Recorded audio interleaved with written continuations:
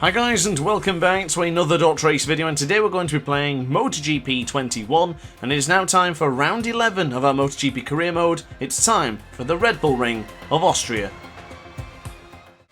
So last season, on board the Aprilia at this very track, we had an incredible race, and I'm hoping we can have a good solid weekend this weekend, starting from now.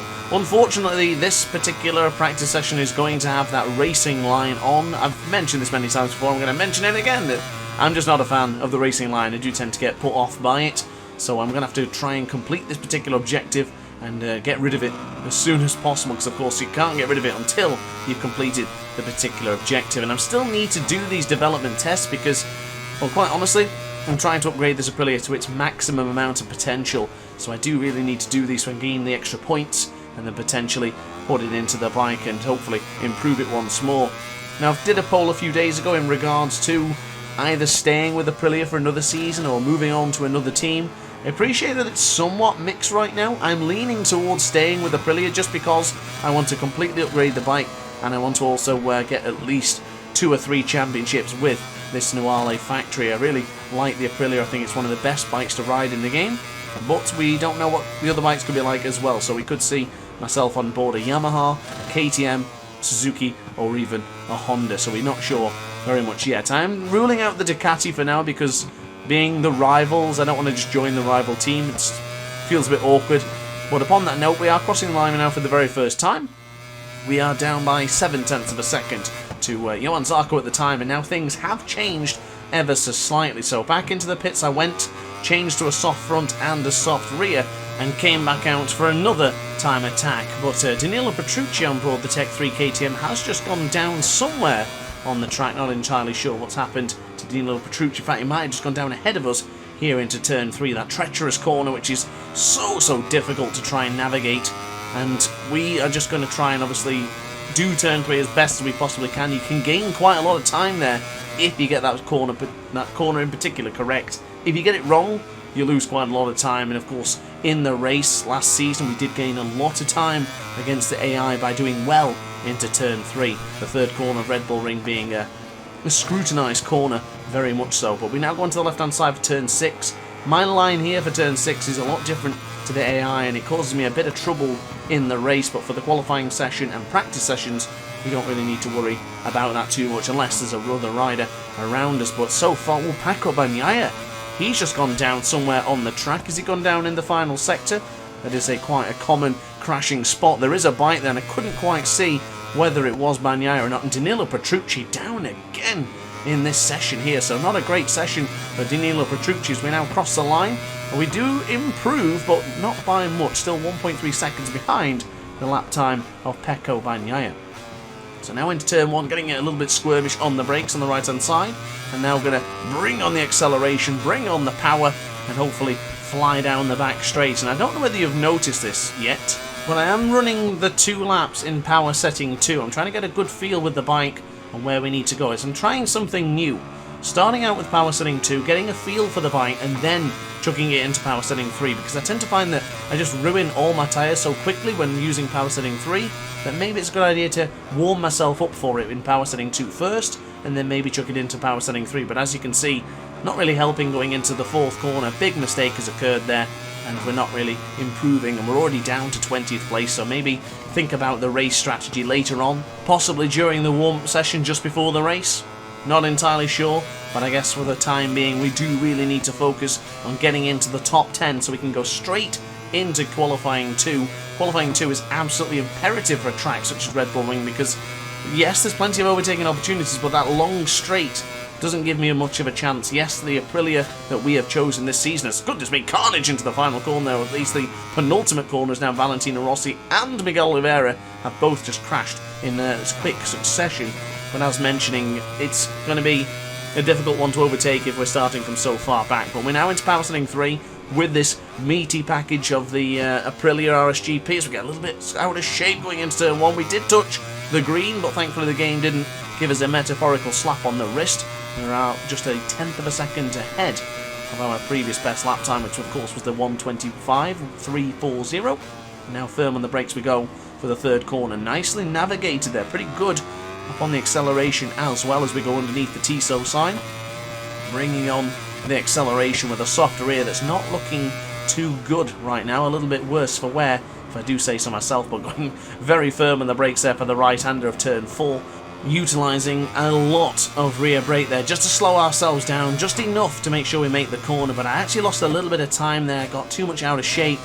I'm probably going to look at changing the brakes and also changing to a different rear tyre, maybe the medium, possibly the medium rear and the soft front. That could be a good combination for us here in the Red Bull Ring of Austria, but regardless, this lap will be an improvement, but where will it put us on the grand scheme of things? We need to improve, we need to get into the top 10, but if not, panic stations could be a thing, and I tell you what, there's more riders crashing into the penultimate corner. This has been an issue for quite a while in MotoGP 21, and the same thing happened there, goodness me, as we almost dropped the bike there, goodness me. Back into the pits, let's get a fresh pair of tyres on, because that was a little bit too scary. So back into the bike once again. We've still got this very annoying racing line that I really want to get rid of, but unfortunately I can't. So now let's see how we could do with a soft front and medium rear combination, which I just made mention to a moment ago. So into the first sector, we are up by 0.3 of a second. We'll get a better indication, down by 30,000th of a second. Pretty promising stuff so far as we go a little bit too wide for my liking in turn 3. Also went a little bit too wide on the exit of there as well, but we are still, compared to our previous best lap time, up by 4.5 of a second. As far as the race pace goes, it's not too bad. Very consistent 125, so there's a rider ahead of us who's just gone down. Is that Johan Zarco? It pops up on the screen so quickly, it's difficult to see. And of course when I'm editing and changing everything, I do have the camera on a little bit of a smaller scale, so I can't actually see all the names right now, but for the time being, we need to focus on this particular lap, because this is looking quite promising. Mikel Oliveira, who's on a bit of an improvement recently, he's doing pretty well on board that Red Bull KTM. Sadly just crashed here, not entirely sure where, but he has gone down somewhere as we now enter probably one of the most toughest corners here in the Red Bull Ring. Turn 9, a very difficult corner to get right. It's Taka Nakagami has just dropped his Honda into the penultimate corner. We now go into the right hand of turn 10, the final corner here of the Red Bull Ring, and this, if this is enough, this could be the last one of the practice session. Across the line we'll go. It's a 1:24.5. It's not going to be good enough, so unfortunately we will be going into Q1, but Pecco Bagnaia, Miller and Oliveira, your top 3 fastest riders, and there is Johan Zarco and Joan Mir up into the top 5 as well. So unfortunately we will be going into Q1 to battle it out for a position into Q2, and in fact all 3 Aprilias are in this session, so this one's going to be pretty tough for us to get on through, but we'll do our best and hopefully we'll prevail. So now into qualifying, Q2 beckons Aleix Espargaro and Iker Lecuona as things stand. What can we produce? We've now changed it over to a medium front and soft rear combination. Is this going to be the combination to get us into Q2? I'm not entirely sure, but you better believe I'm going to be giving it my best possible chance and best possible shot. You know me very well, but we now go into the right hand side for turn 3, very, very close to the apex there. Practically scraping the knee straight across the rumble strip. It wasn't good enough to continue that position, but I tell you what, we gained a lot of time on Alex Marquez before having that little minor mistake. But we now go into the right-hander. Look how out of shape we were. I have changed the brakes now, by the way. This is the high mass, the 13-inch disc. I do find that helps me in tracks like this, and we're up again. Another 10th to the way of Matt Grant, as we now go on the left-hand side for turn 6. Alex Marquez just ahead of us on track. We're not really picking up any slipstream, but we are getting that little bit of a toe, which is more so in the sense of the braking markers and learning how where to go and how to position the Aprilia. But we do cut the corner ever so slightly there, not enough to really gain any track position. We're up by another 10th of a second as we now go into the right hand of a turn 9. Super tight to the apex, a little bit too close to my liking as we now go firm on the brakes for turn 10. Onto the right hand side we'll go, bring on the acceleration, be careful on it, don't we want to be too aggressive, but across the line we will go. It's going to be a 1:24.898, and what do you know, one lap is all it took for us to get into Q2.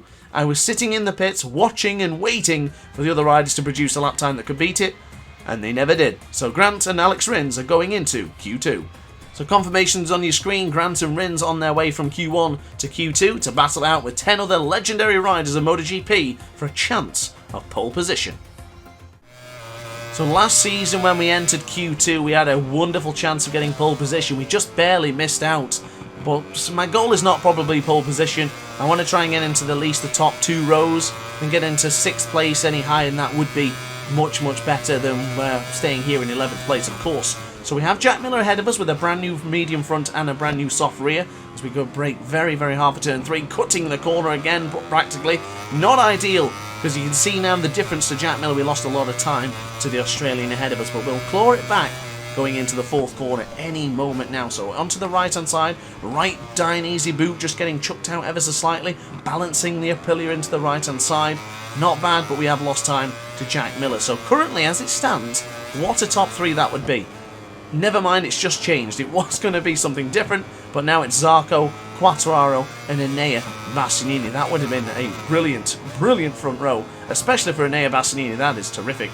But keep an eye out on your left-hand side of your screens for both Fabio Quartararo and Miguel Oliveira, and also Maverick Vinales, who has just gone top of the timing sheets with a 1:23.887. So that was a whole second quicker as Jack Miller just drops his Ducati into the right-hander of turn 9. As we now go into turn 10, here we go. What can we produce in our very first lap here in Q2? Acceleration to the max across the line, and it's going to be a 1:24.4. So not good enough for us so far. And 9th position beckons the one-time world champion in MotoGP. Of course, the 3-time world champion overall. But of course, this season we're aiming for that 4th one, the 4th little diamond. Count Moto E if you want, don't count it if you don't want to.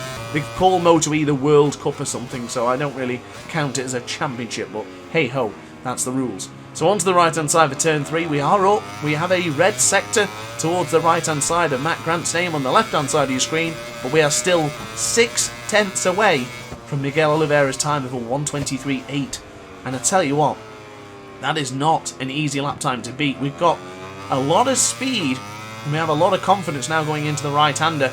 Is this going to be it? This is going to be a final attempt, by the way, guys. This is a beautiful chance, but oh, we've completely ruined it. We have completely ruined it. We are 71 thousandths of a second. Unfortunately, I have actually pulled the pin and made a mistake. So there it is on your screens right now. Miguel Oliveira in pole position. Maverick Vinales in second. Johan Zarco, yet again, puts himself on the front row. We'll be starting this Grand Prix tonight at 6 PM from 9th place. So guys, I really hope you enjoyed the video. Please do not miss the race because I can guarantee you it's going to be absolutely wild. So definitely stay tuned and I hope you enjoy it. But upon that note, guys, like, comment and subscribe if you enjoyed the video. And I will see you at 6 PM. Ciao for now. Oh hi, didn't quite see you there. Good to see you're still here. If this video didn't quite sate your appetite, then why not watch some more DrAce content by clicking the video shown on screen now. Furthermore, if you would like to follow me on social media, you can do so now with the links down in the description. Consider subscribing so you don't miss a single DrAce video.